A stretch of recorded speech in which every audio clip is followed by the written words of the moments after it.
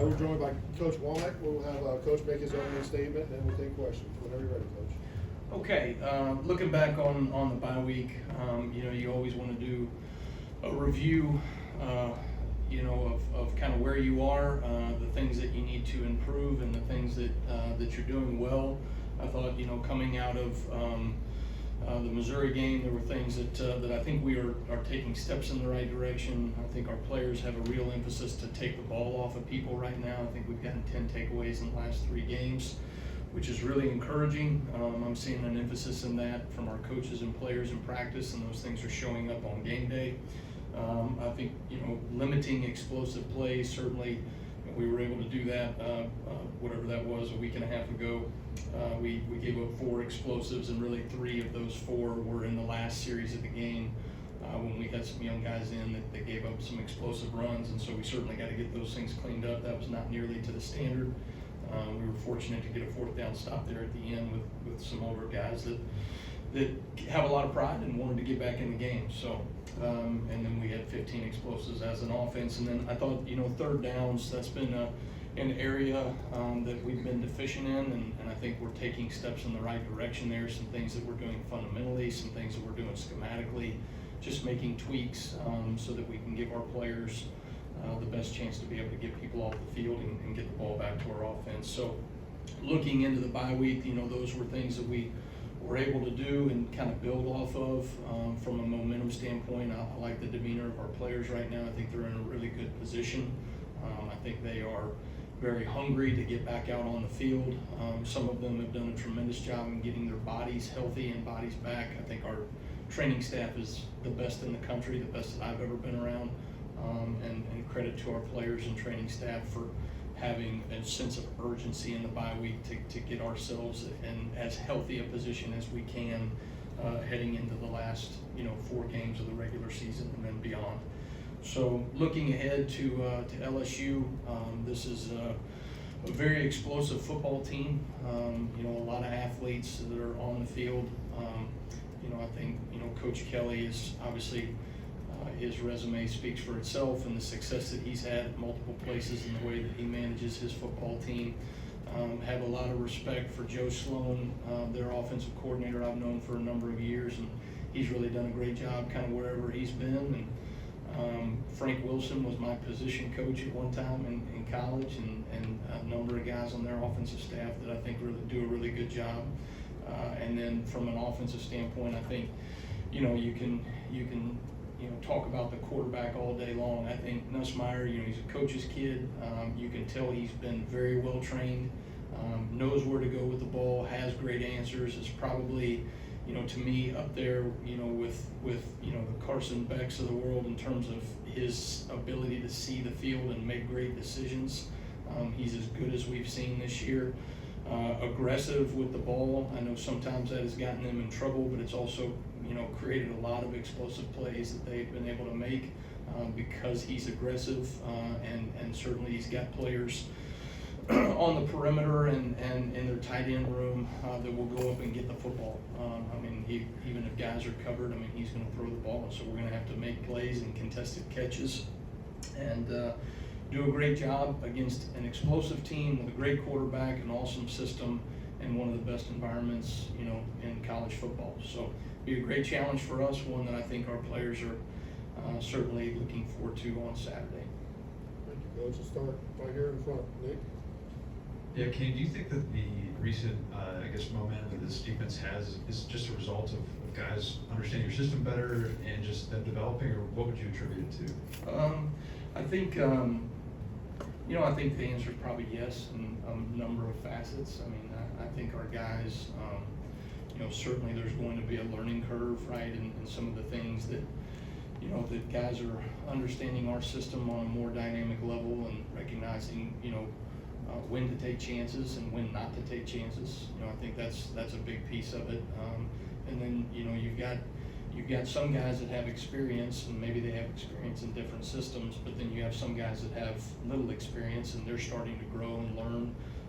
And so I like where we're headed. I think we are in a position to be able to continue to improve defensively and get better as the season goes on. I told our players this the other day. look at college football right now. I mean, you know, right now it's hard for everybody. You know, winning is hard in the SEC. It always has been, but I would argue now more than ever, finding ways to get better as a football team ultimately is going to make the difference in the last part of the season here in terms of who is considered a successful football team. And so I think we're trending in the right direction there, but you know, long way to go in some areas. Far left, Chase. Kyron Lacey's been pretty explosive for LSU. You had a big game against A&M a couple weeks ago, even though they lost. What do you see in his talent, and how do you try to contain that guy? Yeah, I remember Kyron, when he was in the Sun Belt. He was playing at Louisiana my first year as the head coach at South Alabama. And then I think he transferred maybe the year after in 2022. You know, long physical presence, does a great job with the ball in the air. I think he makes contested catches. I think he's grown so much as a route runner and really, you know, someone that you can tell that Nussmeier really trusts to get the ball to, even in, you know, situations where he's got body on body to go make a play for him. So very impressed with his skill set. You know, I mean, he's got all the tools and can run and make contested catches and the makings of a great receiver. Right up in the middle here, Mike. Microphone coming to you. Seems like Jordan Renaud's played a bigger role lately. Just what does he bring to the table, and how do you decide when to put him on the field versus LT or Jamari? Yeah, I mean, you know, I'm excited about Jordan Renaud. There's a number of young guys that I'm excited about, but that's certainly one to point towards. I think, you know, Jordan is continuing to grow in our defense and understanding what to do.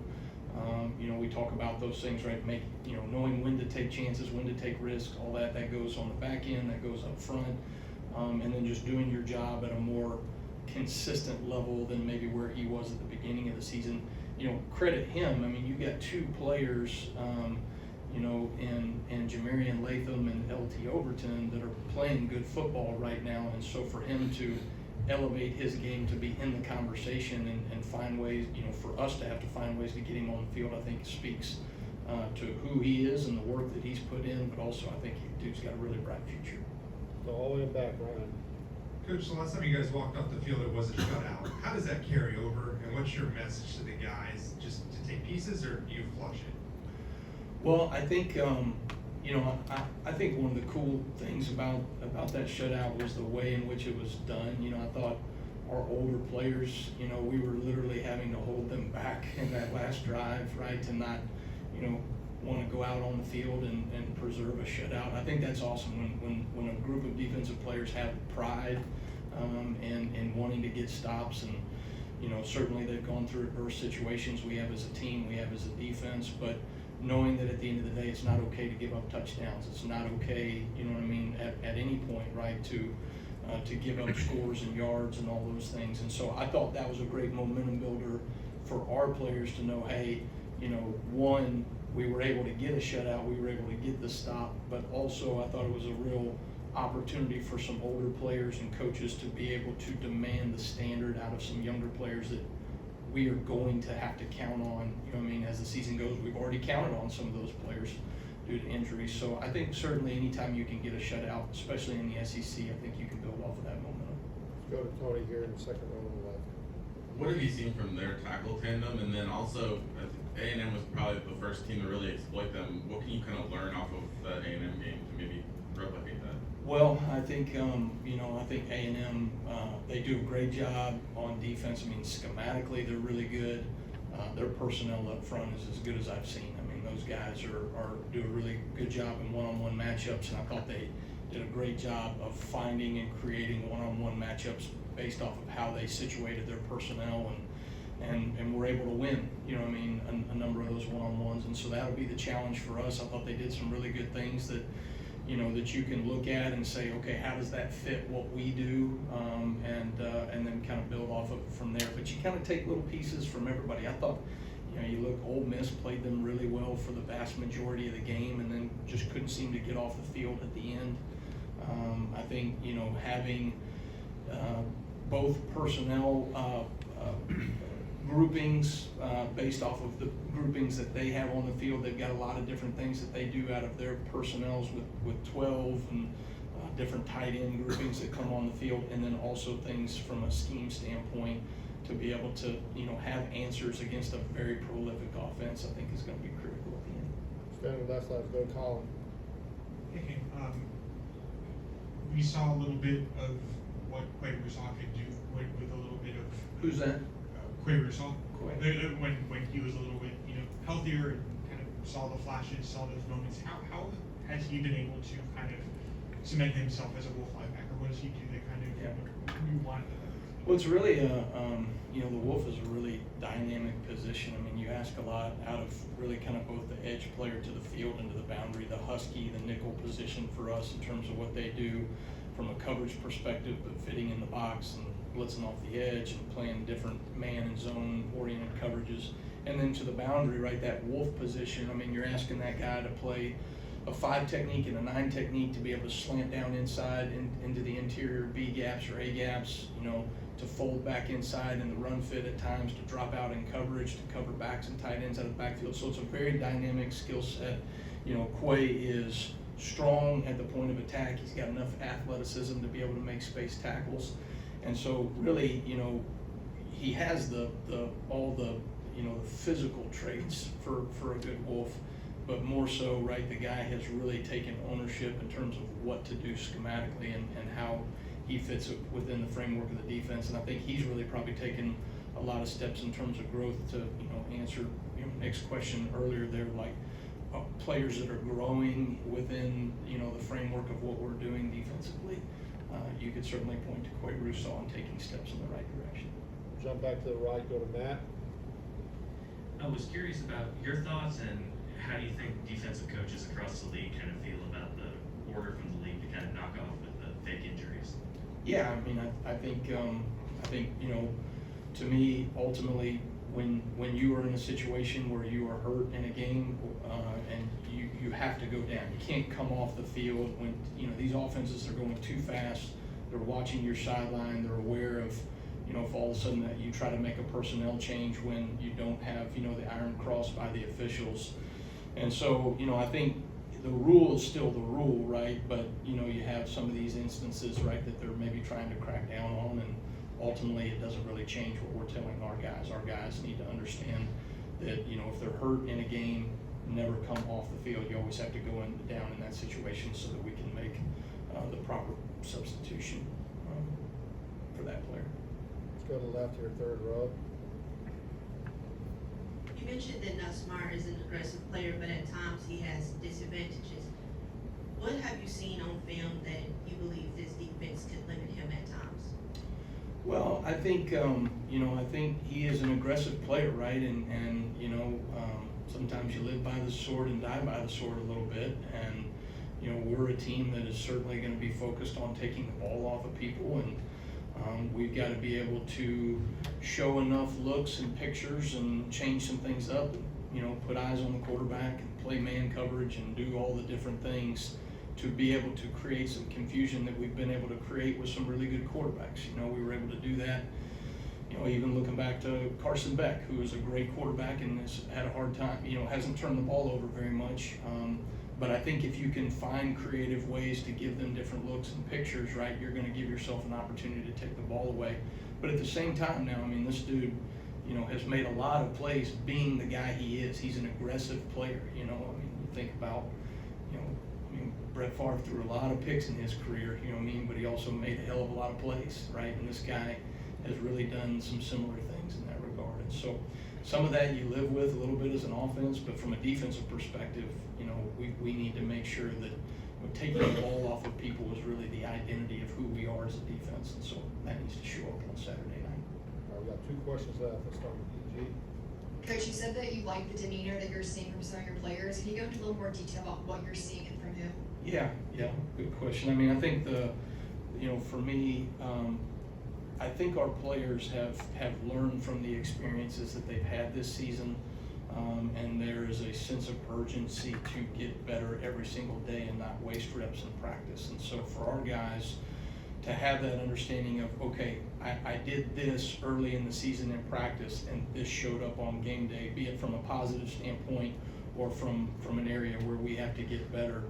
And so I think our players are drawing upon those positive and negative experiences to have better practice habits. And then I think some of those practice habits are showing up on game day, and our coaches are doing a really good job of pointing those things out, you know, that ultimately you're gonna get rewarded by what you put out on the field. So, you know, somebody, I saw a quote the other day of something about the success that you want is in the work that you are avoiding, you know what I mean? And so the work that you're willing to put in, right, is going to reap the result of success that ultimately you want. And so are our players willing to do that day in and day out when it gets hard at the end of the season? I think right now our guys got a really good demeanor about that. Finish up with Alex here on the right. Talk a lot about the explosive plays and the receivers they have, but how tough is it as a coordinator when they've got Mason Taylor at the tight end position who they can really go to in crunch time? Yeah. What does he do for them?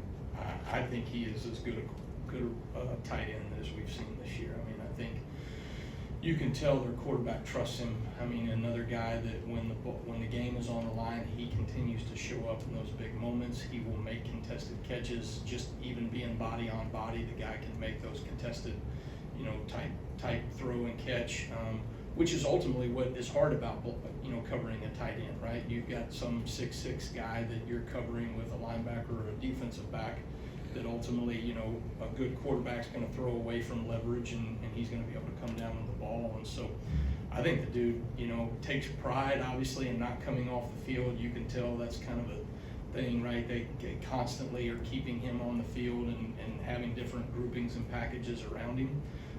But, you know, tight ends, man, when you have a good tight end that can do things in the run game well enough and then ultimately be dynamic in the passing game, that's why those guys are so valuable, you know, in the professional league right now, because they're rare, but they're really hard to defend, you know, for a number of reasons. So we'll have our work cut out for us. All right, thank you, Coach. All right, thanks guys for your time.